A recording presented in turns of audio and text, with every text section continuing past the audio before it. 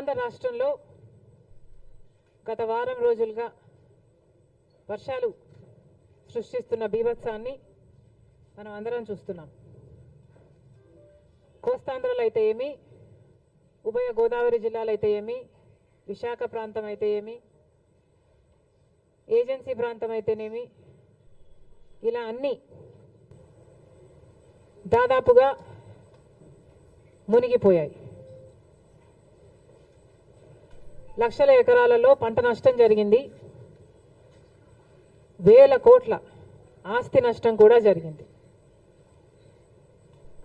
అసలే మన రాష్ట్రంలో రైతాంగం మొత్తం చితికిపోయి ఉన్న పరిస్థితి. చితికిపోయి ఉన్న రైతుల మీద మళ్ళీ పిడుగుపడ్డట్టు అయింది. ఆంధ్ర రాష్ట్రంలో రైతులకు విలువ లేదు, పండించిన పంటకి గిట్టుబాటు ధర లేదు. గత 5 సంవత్సరాలుగా రైతులు వైసీపీ సర్కార్లో జగన్మోహన్ రెడ్డి గారు చేసిన నిర్లక్ష్యంలో ఎంత చితికిపోయి ఉన్నారో అందరం చూసాం. రాజశేఖర రెడ్డి గారు ముఖ్యమంత్రిగా 5 సంవత్సరాలే ఉన్నా 5 సంవత్సరాలలో రైతుకు పెద్దపీట వేశాడు, రైతుల్ని ఆదుకున్నాడు, రైతులకు రుణమాఫీ చేశాడు. ఎన్నో పథకాలు రైతుల కోసమే చేసిన వ్యక్తి, రైతు పక్షపాతిగా నిలిచిన వ్యక్తి రాజశేఖర రెడ్డి గారు. కనీసం రాజశేఖర రెడ్డి గారు మొదలుపెట్టిన జలయజ్ఞం కూడా జగన్మోహన్ రెడ్డి గారు అధికారంలోకి వచ్చిన 6 నెలలకే పూర్తి చేస్తామని చెప్పి కూడా విస్మరించాడు. ఒక జలయజ్ఞంలో కొత్త ప్రాజెక్టులు కట్టడం కాదు కదా, అసలు ఉన్న ప్రాజెక్టులను కూడా కనీసం మెయింటెనెన్స్, కనీసం రిపేర్స్ కూడా చేయకపోతే ఎన్నో ప్రాజెక్టులలో గేట్లు ఊడి కూడా నదులలో తేలడం మేం చూసాం. అయినా సిగ్గనిపించలేదేమో. రైతుల కోసం 3,000 కోట్లతో ధర స్థిరీకరణ నిధి ఏర్పాటు చేస్తామని చెప్పారు. 1 సంవత్సరం కూడా పక్కన పెట్టలేదు. 4,000 కోట్లతో రైతులు పంట నష్టపోతే నష్టపరిహారం కింద పక్కన పెడతామన్నారు. 1 సంవత్సరం కూడా పెట్టలేదు. రాజశేఖర రెడ్డి గారు ఉన్నప్పుడు ఇన్పుట్ సబ్సిడీ అయితేనేమి, లేకపోతే డ్రిప్ మీద సబ్సిడీ అయితేనేమి, యంత్రాల మీద సబ్సిడీ అయితేనేమి, ఇలా ఎన్నో ఇచ్చి ఆదుకుంటే ఏది ఇవ్వకుండా రైతుల్ని ఘోరంగా ముంచేయడం గత 5 సంవత్సరాలుగా. రైతన్నవాడు అసలు ఆంధ్ర రాష్ట్రంలో అప్పే లేని రైతన్నవాడు లేకుండా మిగలకుండా పోయాడు. ఇంత చితికిపోయి ఉన్న రైతుల మీద ఈరోజు మళ్ళీ ఈ వర్షాల భారం. మరి రైతన్నవాడు ఏం చేయాలి? రైతులు ఎలా బతకాలి? ఇప్పుడు ముఖ్యమంత్రిగా చంద్రబాబు గారు ఉన్నారు. కూటమి సర్కార్ అధికారంలో ఉంది. మరి ఇప్పుడు కూడా రైతుల్ని ఆదుకోకపోతే ఆంధ్ర రాష్ట్రంలో అసలు రైతులే మిగలరు. ఇప్పటికే ఒకరోజే 10 సెంటీమీటర్లకు పైగా వర్షాన్ని ఎదుర్కొన్న ప్రాంతాలు ఎన్నో ఉన్నాయి.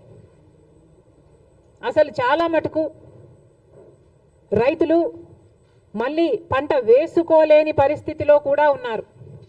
అంటే మట్టి పుడుకుపోయి, అంటే వేసిన పంట నష్టపోవడం ఒక ఎత్తు అయితే, మళ్ళీ ఈ వర్షాలు అయిపోయిన తర్వాత పంట వేసుకోలేని పరిస్థితులు కూడా ఎంతోమంది రైతులు ఎదుర్కొంటున్నారు. మరి ఇలాంటి వాళ్ళ పరిస్థితి ఏమిటి? మళ్ళీ చెప్తున్నాం, కూటమి సర్కార్ అధికారంలో ఉంది. చంద్రబాబు గారు ముఖ్యమంత్రిగా ఉన్నారు. ముఖ్యమంత్రిగా ఉన్న చంద్రబాబు గారు మన రైతుల గురించి, వాళ్ళ పరిస్థితిని గురించి ఆలోచించాల్సిన అవసరం ఉంది. రైతులను ఆదుకోవాల్సిన అవసరం ఉంది. కూటమి సర్కారు అధికారంలో ఉంది. అయినా కూడా బీజేపీ వైఖరి మన పట్ల ఎలా ఉందో ఒకసారి ఆలోచన చేయండి. నేషనల్ డిజాస్టర్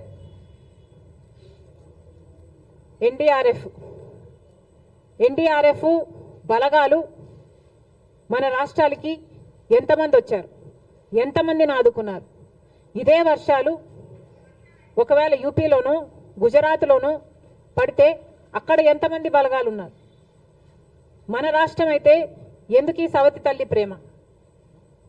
ఇంకెన్నాళ్ళు?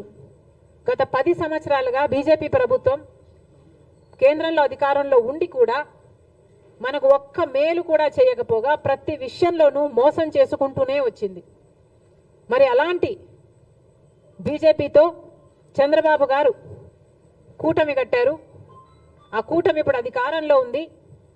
మరి ఇప్పుడైనా మన రైతుల్ని ఆదుకోకపోతే మన రైతులు నిజంగానే చితికిపోతారు. దయచేసి చంద్రబాబు గారు దీన్ని ఒక మామూలు వర్షంగానో వర్షాకాలం వర్షంగానో చూడకుండా రాష్ట్ర విపత్తుగా దీన్ని పరిగణలోకి తీసుకొని ప్రతి రైతుకి ఏం కాంపెన్సేషన్ ఇస్తారు, ఎంతమంది రైతులు నష్టపోయారు, ఎన్ని ఎకరాలలో పంట నష్టం జరిగింది, ఎన్ని వేల కోట్ల ఆస్తి నష్టం జరిగింది, ఇవన్నీ వెంటనే లెక్కలు వేసి రైతులను ఆదుకోవాల్సిన అవసరం చంద్రబాబు గారికి ఉంది. చంద్రబాబు గారు పక్క రాష్ట్రంలో తెలంగాణ రాష్ట్రంలో రైతుల కోసం ఆ ప్రభుత్వం రుణమాఫీ కూడా చేయడానికి సిద్ధపడింది. మాకు చెప్పుకోవడానికి గర్వంగా ఉంది. అవతల తెలంగాణలో రేవంత్ రెడ్డి గారు ముఖ్యమంత్రిగా ఉన్నారు. కాంగ్రెస్ పార్టీ అధికారంలోకి వస్తే కాంగ్రెస్ పార్టీ రైతులకి రుణమాఫీ చేస్తుంది అని రాహుల్ గాంధీ గారు మీటింగ్ పెట్టి మరి ఎన్నికల ముందు చెప్పడం జరిగింది. ఆ వాగ్దానాన్ని ఈరోజు రేవంత్ రెడ్డి గారు నిలబెట్టుకోవడం జరిగింది.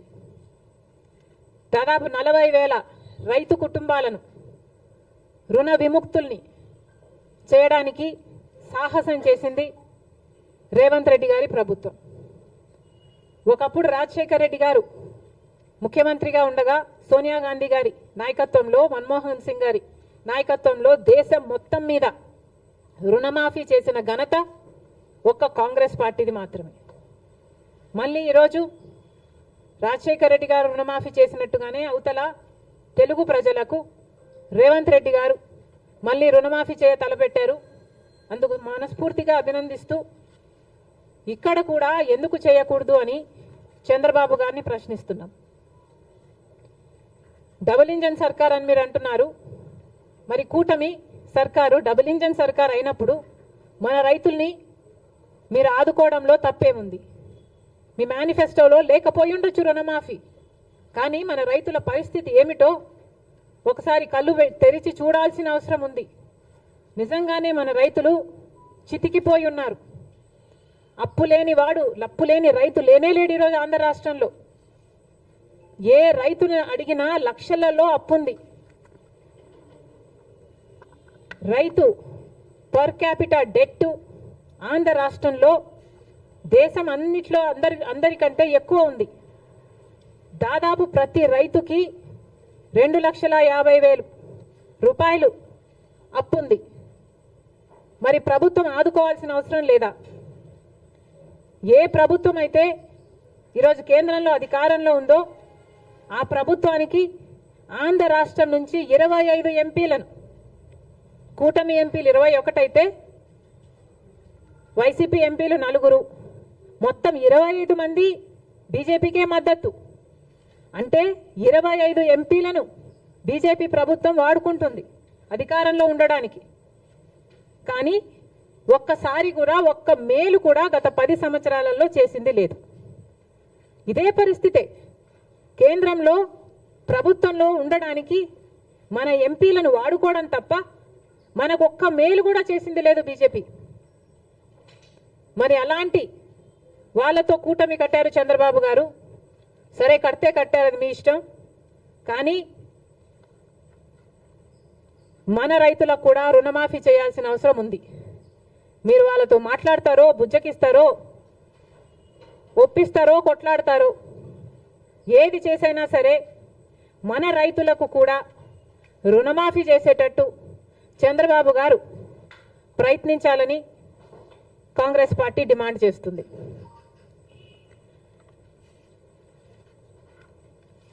ఇప్పుడు కేంద్రంలో బడ్జెట్ ప్రవేశపెట్టబోతున్నారు. బీజేపీ పార్టీ బడ్జెట్ ప్రవేశపెట్టబోతుంది. మరి కేంద్రంలో గత 10 సంవత్సరాలుగా బీజేపీ పార్టీ అధికారంలోనే ఉంది. షరా మామూలు అన్నట్టుగా వాళ్ళు ప్రతి సంవత్సరము బడ్జెట్ ప్రవేశపెడుతున్నారు. ఆంధ్ర రాష్ట్రానికి మోసం చేస్తున్నారు. ఒక్క మేలు కూడా ప్రకటించడం లేదు. మనమేమో గుండెలు బాదుకుంటున్నాం. షరా మామూలు అన్నట్టుగా ఇది తయారైంది. గత 10 సంవత్సరాలుగా ఇదే పరిస్థితి. ఈ సంవత్సరం ఏమైనా తేడా ఉంటుందా, మార్పు ఉంటుందా? చంద్రబాబు గారు సమాధానం చెప్పాలి. గత 10 సంవత్సరాలుగా బీజేపీ పార్టీ మనకిచ్చిన హామీలలో ఒక్క హామీ కూడా నెరవేర్చలేదు. మరి ఈ సంవత్సరమైనా ఇప్పుడైనా కూటమి కట్టినందుకైనా బీజేపీ పార్టీ కేంద్ర బడ్జెట్లో ఆంధ్ర రాష్ట్రానికి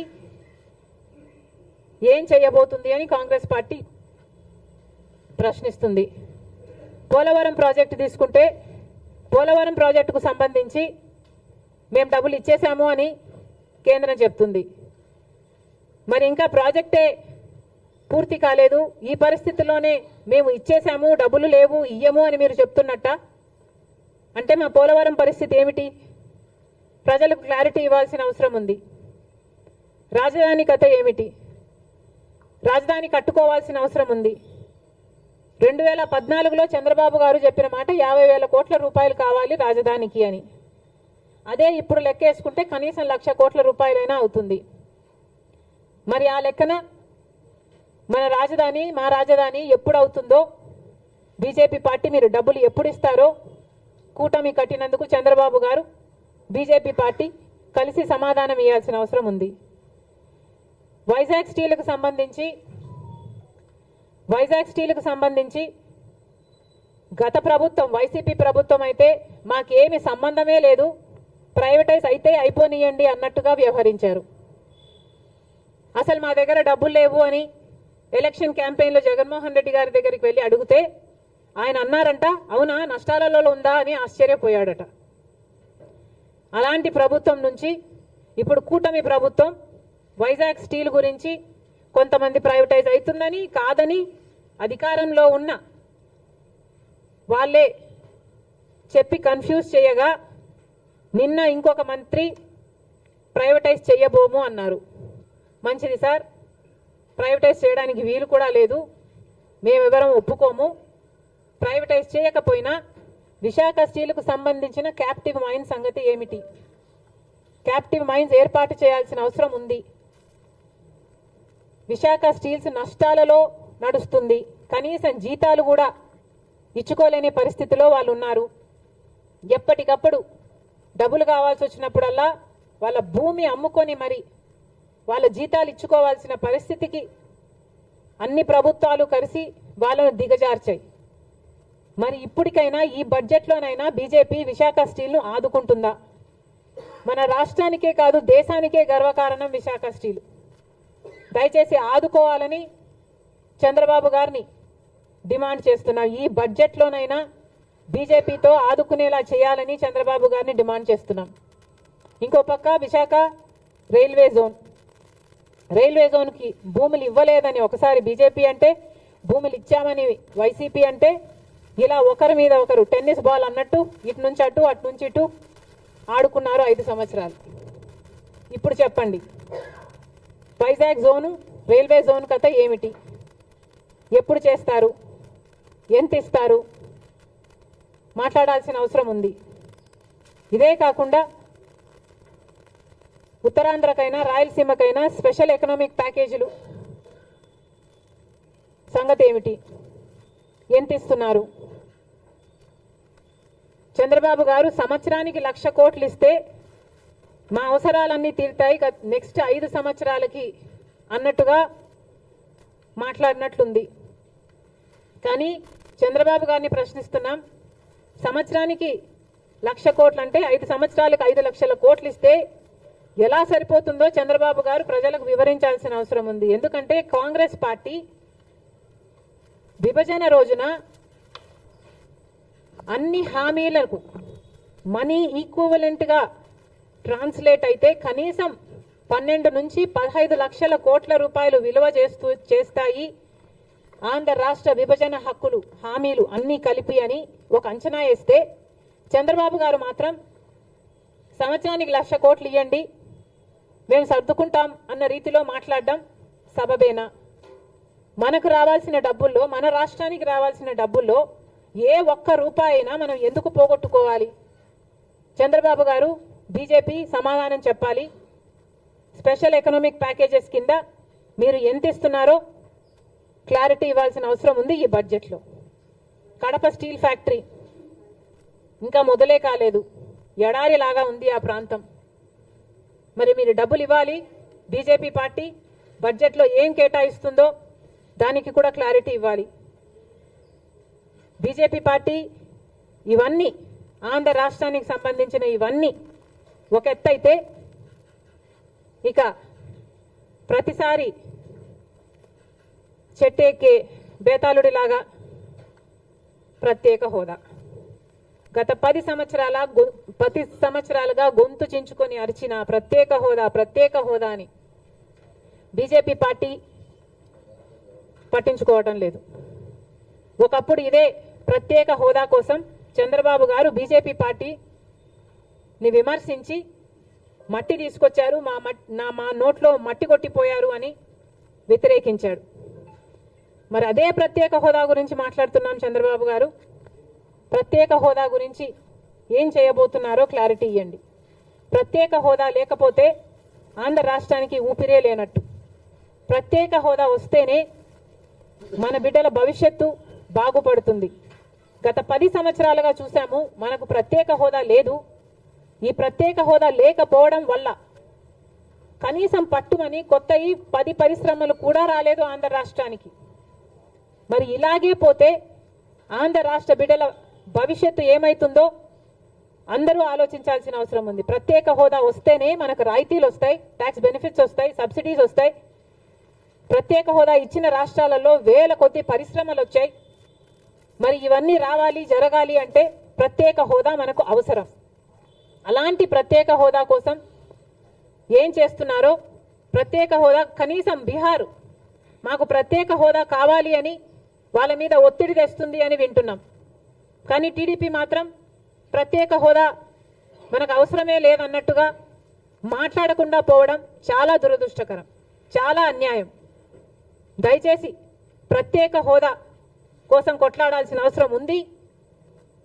మన ఎంపీలను వాడుకొని ఈరోజు బీజేపీ పార్టీ అధికారంలో ఉంది కాబట్టి మన రాష్ట్రానికి ప్రత్యేక హోదా తెచ్చే బాధ్యత చంద్రబాబు గారి మీద ఉంది.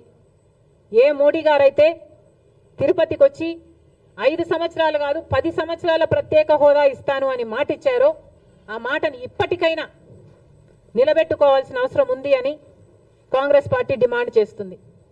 ప్రత్యేక హోదా కోసం కాంగ్రెస్ పార్టీ డిమాండ్ చేస్తూనే ఉంటుంది. ఎందాకైనా కొట్లాడడానికి మేము సిద్ధం. ప్రత్యేక హోదాను మేము మర్చిపోనివ్వం. ప్రత్యేక హోదా ఆంధ్ర రాష్ట్రానికి ఊపిరి లాంటిదని మరొకసారి ఆంధ్ర రాష్ట్ర ప్రజలందరికీ మాటిస్తున్నాం. ప్రత్యేక హోదా కోసం కాంగ్రెస్ పార్టీ కొట్లాడుతూనే ఉంటుంది. Thank you.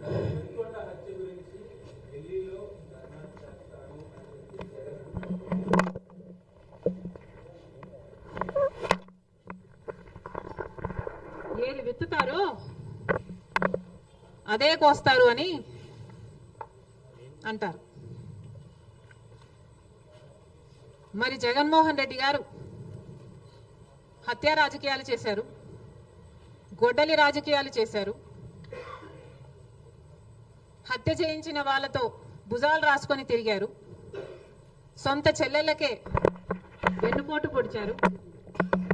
5 కోట్ల మంది ఆంధ్ర రాష్ట్ర ప్రజలకు బీజేపీ పార్టీకి ప్రత్యేక హోదాను తాకట్టు పెట్టారు. ఈరోజు జగన్మోహన్ రెడ్డి గారు ఢిల్లీలో ధర్నా చేస్తారా? ప్రత్యేక హోదా కోసం ఎందుకు చేయలేదండి ధర్నాలు? 5 సంవత్సరాలు మీరు అధికారంలో ఉన్నారు కదా, మరి ఢిల్లీలో మీరు ప్రత్యేక హోదా కోసం ఎన్నిసార్లు ధర్నాలు చేశారు? ప్రత్యేక హోదా అసలు ఊసే లేకుండా చేశారు కదా. ప్రత్యేక హోదా గురించి మీరు ఏ రోజు పట్టించుకోలేదు, పోలవరం గురించి మీరు ఏ రోజు పట్టించుకోలేదు, రాజధాని గురించి అని చెప్పి 3 రాజధానులను కన్ఫ్యూజ్ చేశారు. ఆఖరికి కడప స్టీల్ ఫ్యాక్టరీని కూడా మీరు పట్టించుకోలేదు. విశాఖ స్టీలు మన రాష్ట్రానికే తలమానికమైన అమ్మేస్తామన్నా కూడా పట్టించుకోలేదు. ఈరోజు మాత్రం ఢిల్లీకి వెళ్ళి ధర్నా చేస్తారట. మీ కార్యకర్తను చంపేస్తే ఢిల్లీకి వెళ్ళి మీరు ధర్నా చేస్తున్నారే, మరి మీ సొంత చిన్నాన్నను చంపేసినప్పుడు మీరు ఢిల్లీలో ఎందుకు ధర్నా చేయలేదు న్యాయం కోసం? జగన్మోహన్ రెడ్డి గారు సమాధానం చెప్పాలి. ఒకవైపు ఇక్కడ అసెంబ్లీ జరుగుతుంది. అసెంబ్లీ జరుగుతున్న సమయంలో మీరు అసెంబ్లీలో ఉండకుండా ఉండే ధైర్యం మీకు లేక ఇలా సాకులు వెతుక్కొని మీరు ఢిల్లీ వెళ్తామంటున్నారే. అంటే అసెంబ్లీలో ఏ బిల్లు ప్రవేశపెట్టినా అది ప్రజలకు వ్యతిరేకమైన అది పాస్ అయిపోవాలనా?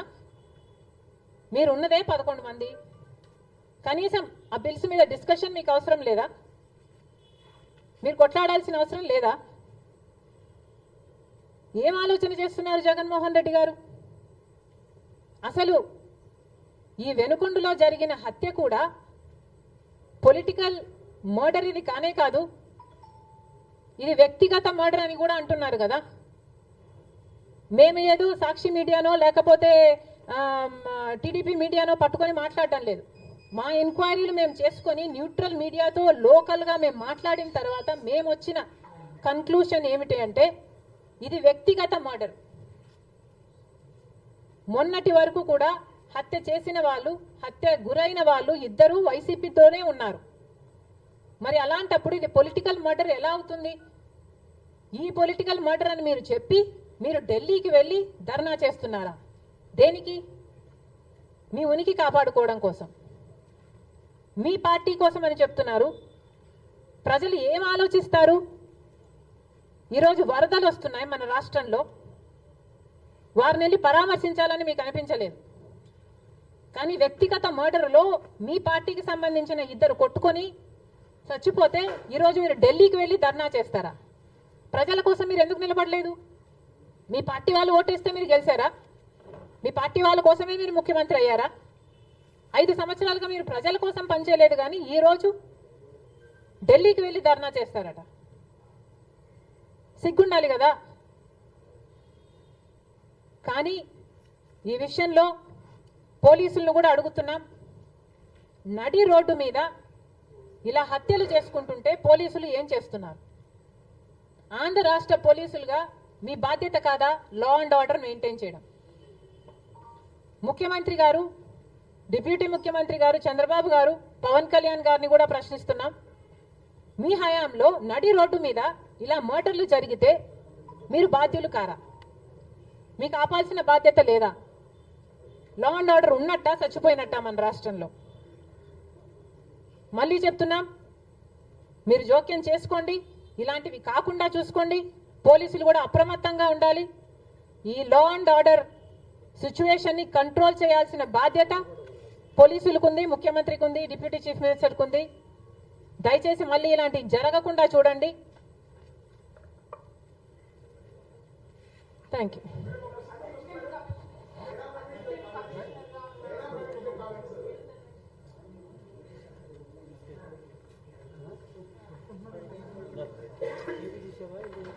Check it.